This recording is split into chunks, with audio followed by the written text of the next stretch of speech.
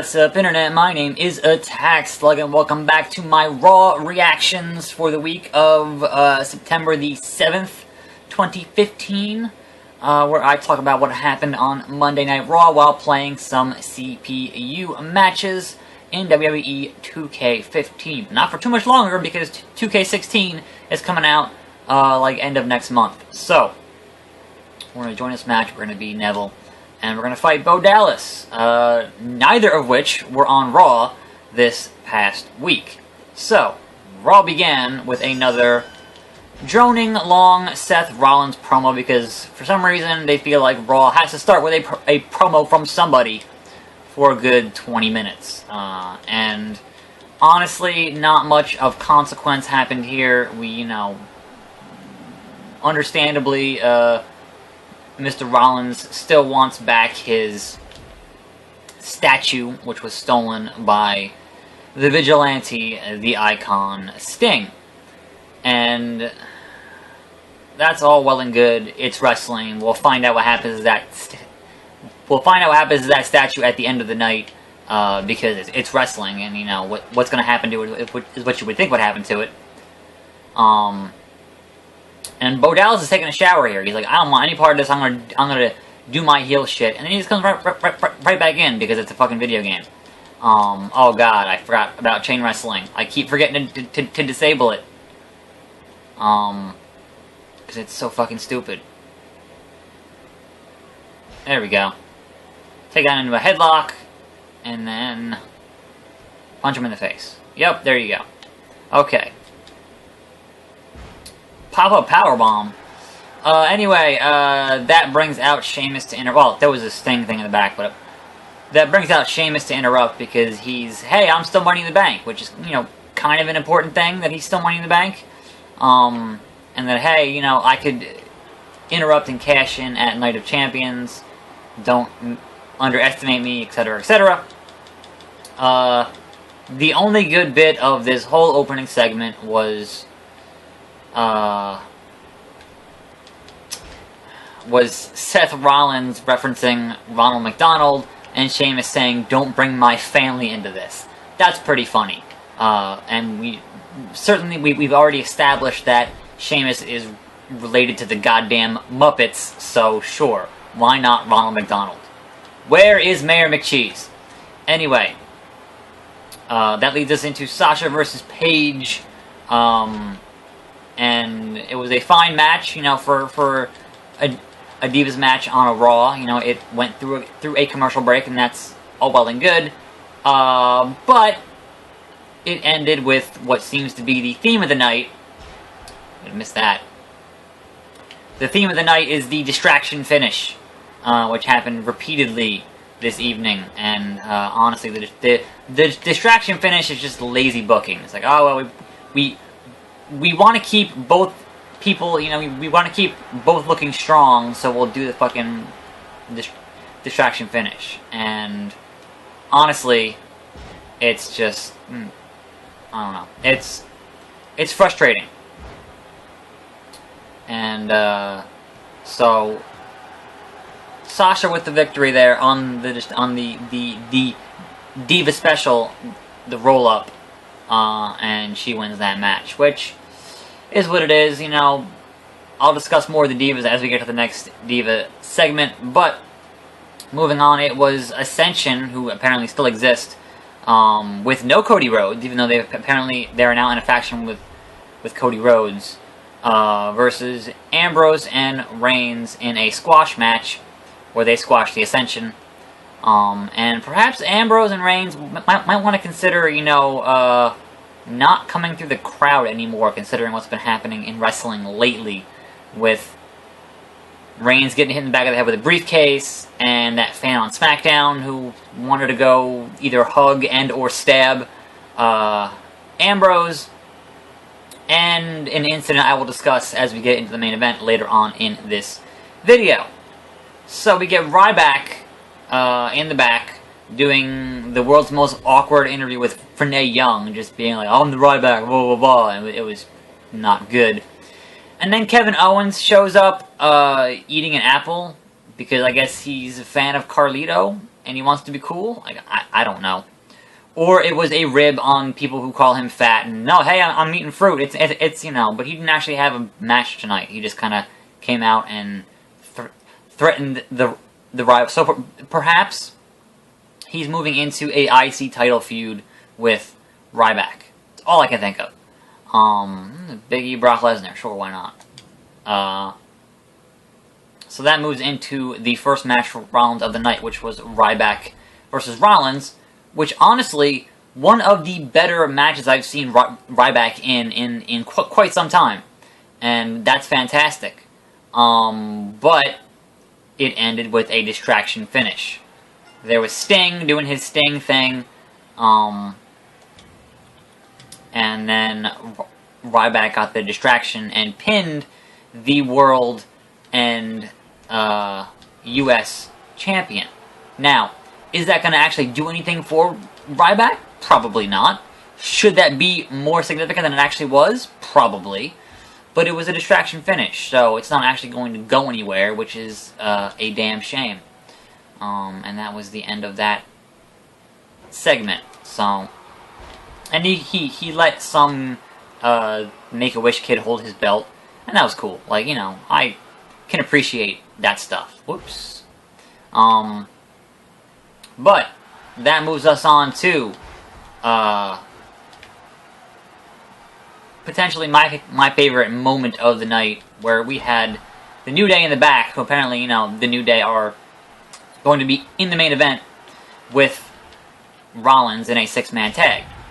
And Xavier Woods, who, you know, is just been nailing it for a little bit now, still has his trombone, and they're talking to Rollins, and he plays the Final Fantasy Victory fanfare on the trombone.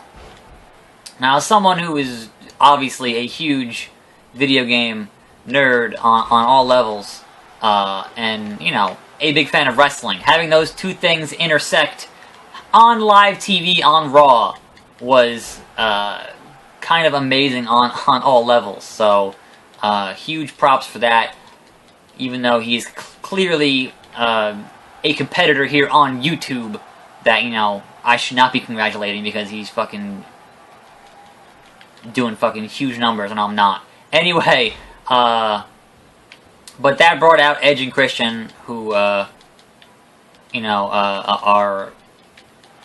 Come on, do your fucking signature, goddammit. I'm supposed to be running and now I'm just getting my ass kicked. That brought out Edge and Christian, who were going to be doing the Stone Cold podcast on the network after the show. And of course, we had a battle here with the trombones and the kazoos. And Big E making himself one of the best guys on the show by trying to eat or break the kazoo with his teeth, which you can't do because they're hard plastic. That's not a thing that is possible. But the image of that was fantastic. And that brings out the Dudleys, who were like, guess what, you're fighting the Primetime Players next week, and then we're going to fight the winners at Night of Champions. And then it was like old man hour there with Edge and Christian and the Dudleys, and that was, you know, whatever. I will say, as someone who is a fan of wrestling continuity, having Edge bring up that time that Seth Rollins tried to cripple him was a nice nod to, hey, things happen in wrestling that makes sense. So that's cool. And I enjoyed that. Although I'm sure most of the fans were like, "Wait, what? That happened? That was like more than that was more than 3 months ago. That didn't happen." Anyway, that brings us into our next bit of business, which is this ongoing Dolph Ziggler, Lana, who apparently is hurt now, like legit hurt, Rusev and Summer Rae, and honestly, I've been harping on the fact that I'm not sure how this makes Rusev a heel. He forgave Summer Rae and was interrupted by Dolph Ziggler just being a dick about it, being like, yeah, I'm having sex with Lana, yeah. Like, it just makes him look, you know, like an asshole. But, never mind that. Never mind how you're going to have this feud with, not having Lana on TV, or going to have her in a cast like Bob Armstrong, or, whatever you're going to do there. Besides the point, the most significant part of this entire segment is that Summer Rae calls Rusev Ruru, and I'm just like, on one hand, that's so perfectly corny 80s wrestling. That's the exact thing you would do as a heel, is have something like, that's like a Bobby Heenan thing almost. Like, it's so unbelievably corny that it works, but at the same time, it is so unbelievably corny. So, thumbs up for that. Ruru! Like, I was like, oh. It's almost too perfect.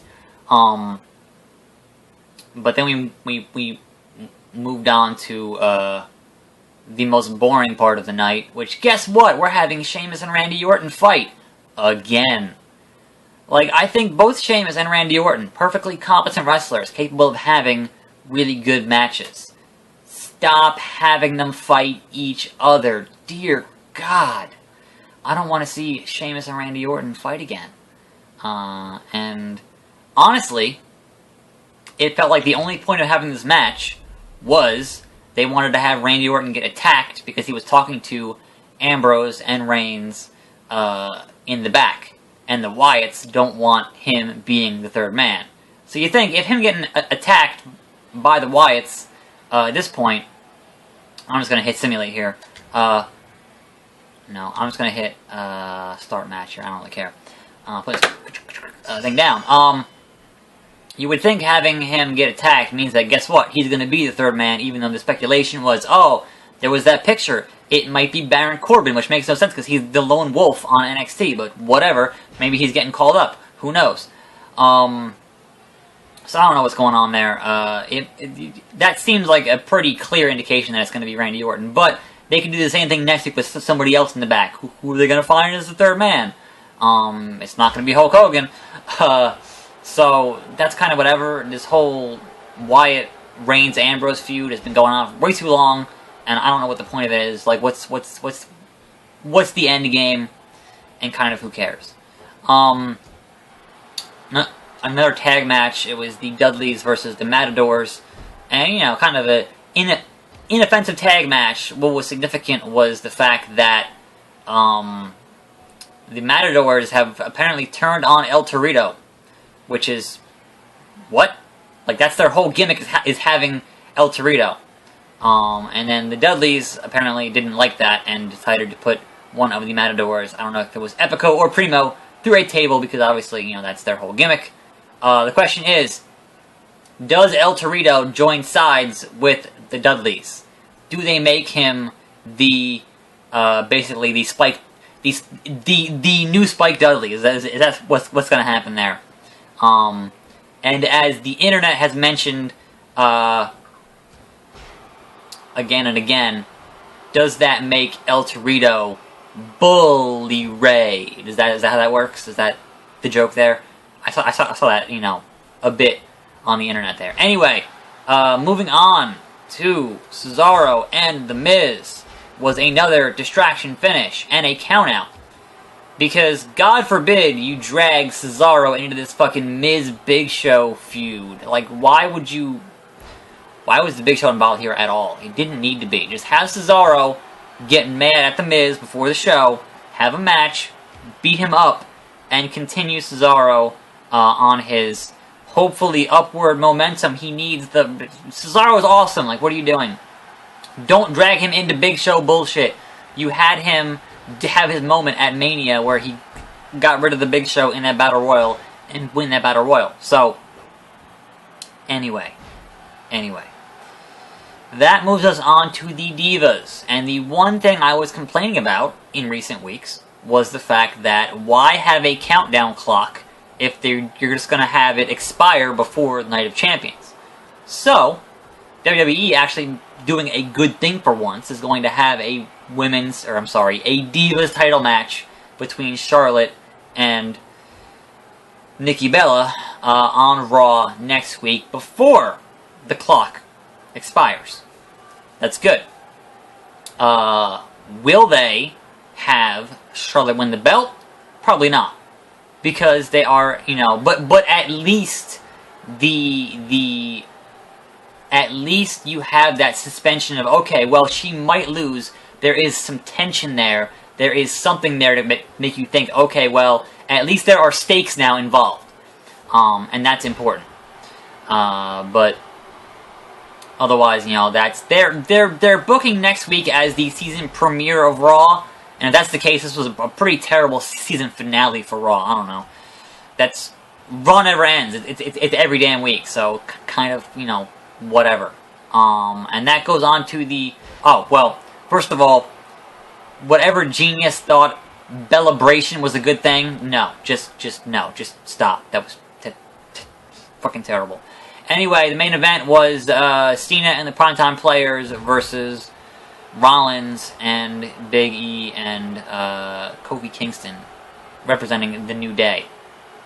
And Xavier Woods on the outside with his trombone being fantastic as usual. The New Day being fantastic as usual. And Titus O'Neil getting that hot tag because he's Titus O'Neil. This was, an alright main event. I don't know how I feel about having your tag team champions take that pinfall there, but whatever.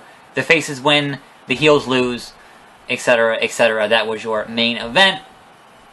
And then, after the main event, because it's wrestling, we have Sting backstage with that Seth Rollins statue, and then he puts it into a dump truck and crushes it, because obviously, anytime you get anything significant in wrestling, it has to be destroyed. Statue, car, whatever. That's how it works. So that was inoffensive. Clearly, that stuff got filmed last week when he was in the building last week, because obviously you're not going to bring Sting out and pay him for backstage skits for a week of Raw. It's just not going to happen. And that was kind of Raw, so it was alright. There was some good stuff in there. There was way too many distraction finishes in there, for my taste. And there was just some kind of just straight up, things that were just boring. And that's kind of, is what it is. So that wraps it up for me. This match is going to play out, and kind of who cares. But I'm Attack. This was Raw Reactions. And I will see you next week, and next time, and whenever else, for more videos, right here on this channel. And Ambrose wins. And I'm out.